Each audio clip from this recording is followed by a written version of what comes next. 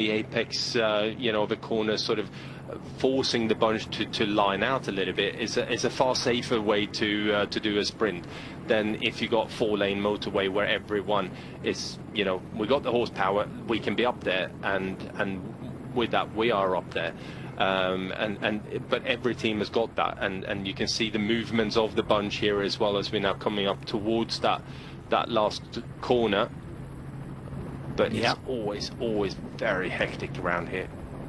So left-hand turn, we've lost our kilometre ticker top left of the screen, but should be, as Maggie said, around about 2k to go now. One rider from Jaco Aluda, that could well be Max Walscheid actually, who's come up to the front. Just looking to see who it is, or is it Mezgets? I'm not sure at the moment. One rider for Jaco Aluda. Can't see any of his teammates back there either, but he must be confident that whoever he's doing that for is back there. Look out for Bob Donaldson, the British rider, probably their best bet. I've also noticed Israel Pemitek moving up in numbers, and they have Oded Kugut in very good stage at the moment, very good form, won the final stage of the Crow race, and they have Itmar Einhorn, who's a kind of evergreen sprinter who's always there or thereabouts, but it appears to be, I think, Einhorn who's up near the front, and they're working, I think, for Kogut here today as well. We're not yet into that final turn, or are we? We haven't been around it yet, Magnus, have we? No.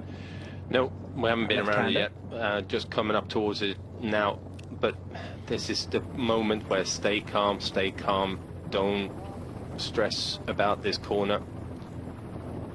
Yeah, they're hugging the right-hand side because they know that left-hand turn is coming, so they'll want to get the smoothest curve round it, build and maintain as much speed round that left-hander too. UAT member, it's a little bit out of it. Julius Johansson, you can just see on the left-hand side there, trying to find someone and bring him up. It's probably Rui Oliveira, but it could be Jonathan Narvaez. Watch out for Narvaez. Here's that left-hand turn. Narvaez will remind you, took very deliberately the 1 second at the last passage of the line. He took that 1 bonus second by winning what was effectively the bunch sprint behind for the bonus second. Let's see if Narvaez now gets involved with this. I'll remind people there are 10, 6 and 4 bonus seconds available on this line, which means that whoever wins this stage will be in the red leader's jersey at the Tour of Guangxi after this first stage of 6. 2 more riders swing out the way, including, I think, Remy Rochas there for Groupama FDG. He was in the early breakaway today anyway, and he is probably now working for Paul Penuet. Look out for Penuet. He's the compact French sprinter who'll be low slung over the bars sprinting for the line. We're inside the last 1,700 metres now. It looks like we've got Logan Curry on the front for Lotto, and he should have Stefan de Schoutenier somewhere around him in the red. There is de Schoutenier a little bit further back in the colours of Lotto. They're sort of separated, that team at the moment. It's Picnic Post Downell now who start to pick it up. Magnus, who's going to win this very quickly? I didn't ask you. Little Trek was sitting very well. Yes. I'm going to go with Consoni.